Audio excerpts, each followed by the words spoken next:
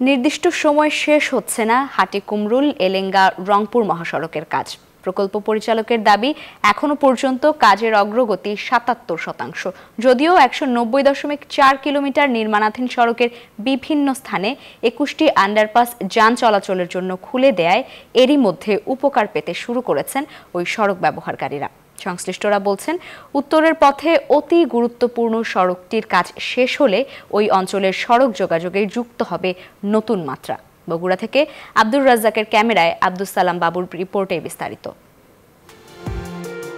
প্রশস্ত মহাসড়ক, railway underpass দিয়ে যাচ্ছে ট্রেন আর উপর দিয়ে ছুটে চলেছে যানবাহন, যাতে কিছুটা বদলেছে সিরাজগঞ্জ, বগুড়া, রংপুর সহ দেশের উত্তর পথের সাথে চিরচেনা যানজটের চিত্র।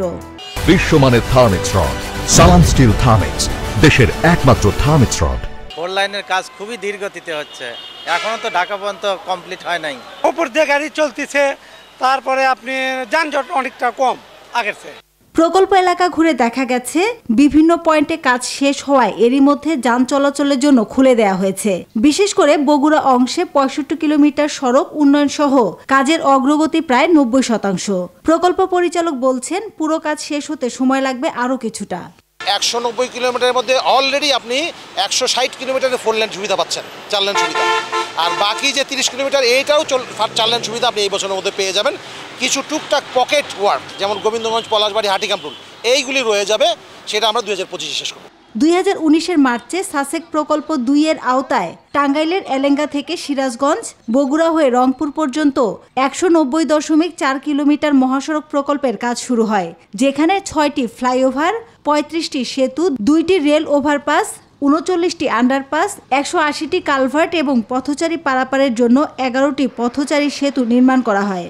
৭০ কিলোমিটার কংক্রিট পেভমেন্ট আরসিসি এবং ১২০ কিলোমিটার বিটুমিন কার্পেটিং রাস্তা নির্মাণ কাজও শেষ হওয়ার পথে।